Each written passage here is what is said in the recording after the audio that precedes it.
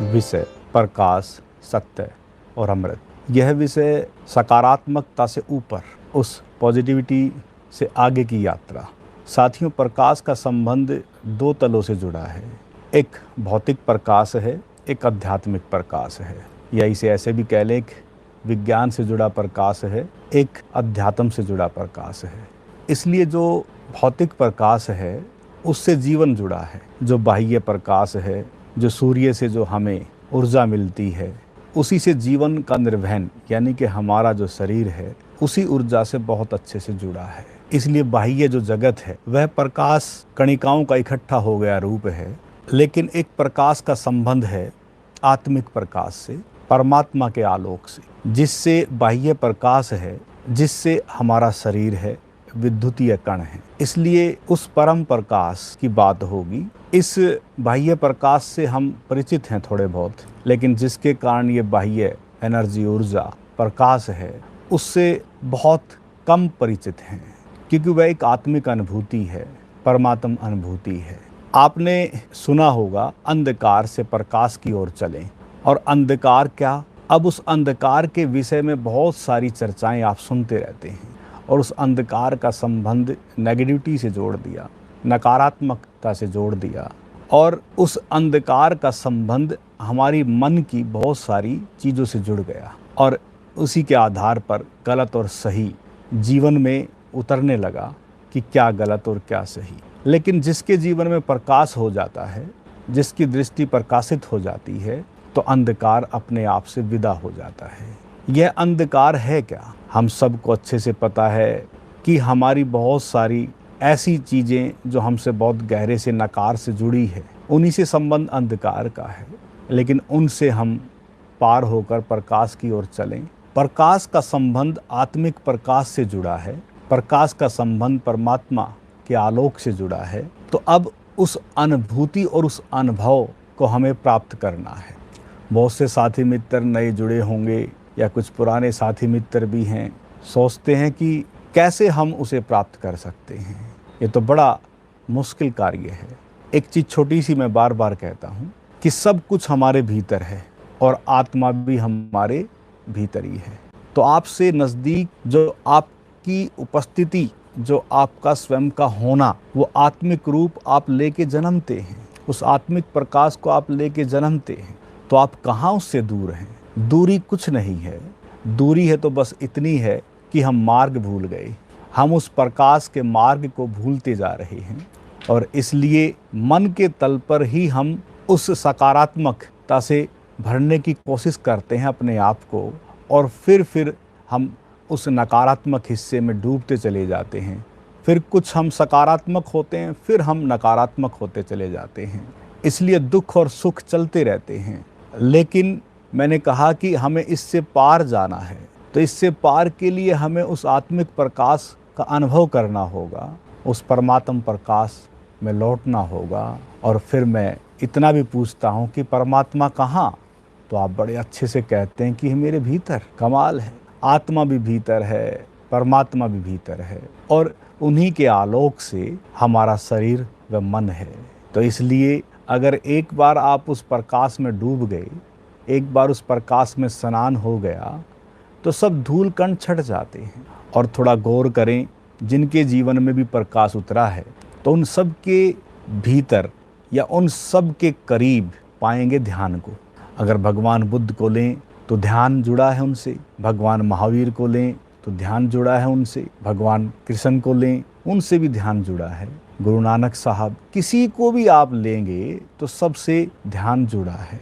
इसलिए उस प्रकाश के मार्ग पर चलने के लिए ध्यान की आवश्यकता पड़ती है। और फिर दूसरा शब्द है सत्य। अब देखना, जैसे ही आप प्रकाश के बारे में चर्चा चली और प्रकाशित आप हो गए, तो आप सत्य से रूबरू हो गए। इसलिए सत्य भी दो तलों से जुड़ा है। एक सत्य है देशकालिक, यानी कि समय की गति के अनुसार, परिस्थिति के अनुसार, वातावरण और एटमॉस्फेयर के अनुसार सत्य। लेकिन यह जो वातावरण, देशकालिक जो सत्य है, वह बदलता रहता है। इसलिए अब कुछ है, कल हो सकता है आगे कुछ और हो जाए, पहले कुछ था अब कुछ और है। इसलिए वह सत्य सब परिवर्तित होता रहता है।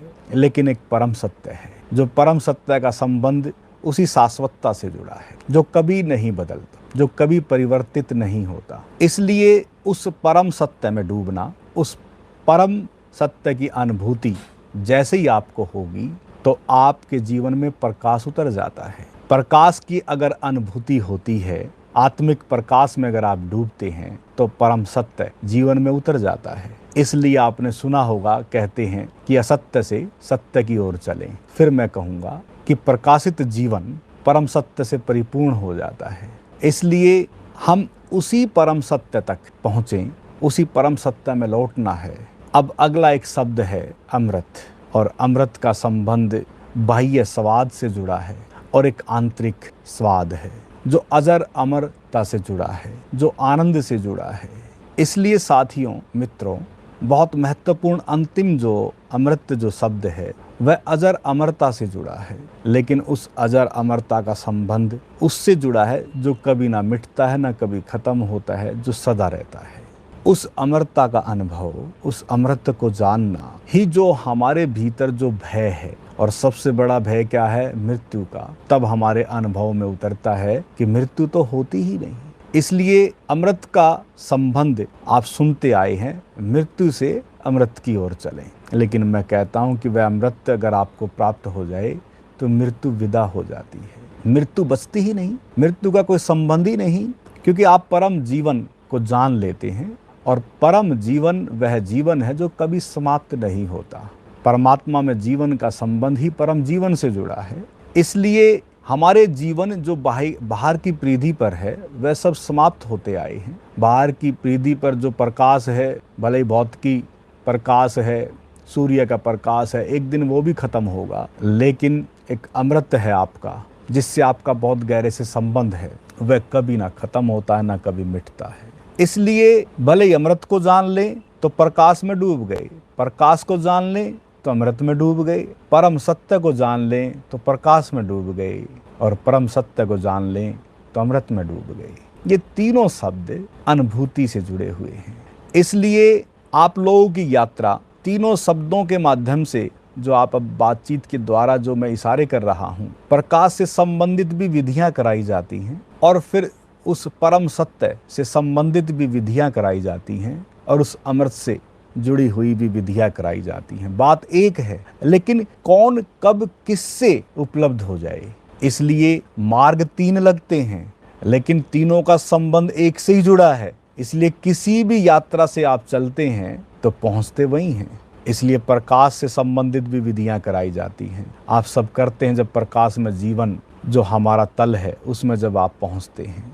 इसलिए अगर हमें उस अमृत को प्राप्त करना है तो दिव्य ऊर्जा में जीवन जब आप उस तल पर पहुंचते हैं। इसलिए ओंकार ध्यान समाधि से आपकी उस आध्यात्मिक यात्रा, जो आध्यात्मिक प्रकाश है, उससे रूबरू होना, वह सब आपके भीतर से जुड़ा हुआ मामला है।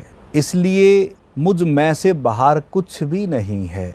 ये जो बार बार मैं जो इशारा करता हूँ कि मुझ में से बाहर कुछ भी नहीं है, क्योंकि विज्ञान भी आप हैं और अध्यात्म भी आप हैं। या तो हम विज्ञान की अति में लौट जाते हैं, या कुछ साथी मित्र अध्यात्म की अति में लौट जाते हैं। लेकिन यहाँ दोनों को समन्वय जरूरी है, क्योंकि पृथ्वी पर हमें रहना है और पृथ्वी हमारी जड़ है। इसलिए शरीर व मन पृथ्वी से जुड़ा है, गहरे से जुड़ा है। इसलिए शरीर के द्वारा हमें यहाँ चलना फिरना पड़ता है, और मन के द्वारा हमें अपने व्यवहार को अभिव्यक्त करना होता है। इसलिए पृथ्वी पर रहते हुए हमें इस पृथ्वी से जुड़े रहना है, और आध्यात्मिक आकाश की अनुभूति है।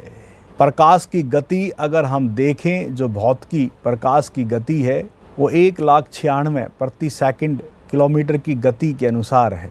लेकिन जो प्रभु का प्रकाश है उसकी कोई गति नहीं है, वह अगति है। हमें वहाँ लौटना है। इसलिए आप जब उस आलोक से भरते हैं तो यह शरीर प्रकाश के माफिक, फूल के माफिक हो जाता है, और आप संसार में रहते हैं, घर परिवार में रहते हैं, अपने चारों तरफ जहाँ भी आप रहते हैं, आप इस संसार से उठे रहते हैं। दिखते संसार में हैं, चलते फिरते संसार में हैं, लेकिन आप जागृत हो गए, आप जाग गए, आपकी दृष्टि साफ हो गई, अंधकार सब मिट गई। और अध्यात्म से जुड़े हुए अंधकार बहुत हैं, और ज़्यादातर उस प्रकाश से वंचित रहते हैं, इसलिए क्योंकि अध्यात्म से जुड़े हुए अंधकार बहुत हैं, और परत दर परत वो अंधकारों में हम दबे हुए। इसलिए बाह्य जो आध्यात्मिक कर्म कांड हैं, उन कर्म कांडों की जो रीत परिपाटियां हैं, उन रीत परिपाटियों पे चलन करके कोई बुद्ध नहीं हुआ, कोई नहीं जागा। भगवान बुद्ध अगर उपलब्ध हुए तो उनसे पार होकर ही उपलब्ध हुए।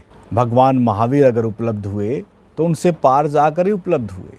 इसलिए उन बुद्ध पुरुषों के जीवन में बाह्य आधार पर जो आध्यात्मिक जो अंधकार होता है, जो परत दर परत जो हमारे मनस पटल पर वो चीजें जमती चली जाती हैं, उनकी धूल कण भी छट जाती है।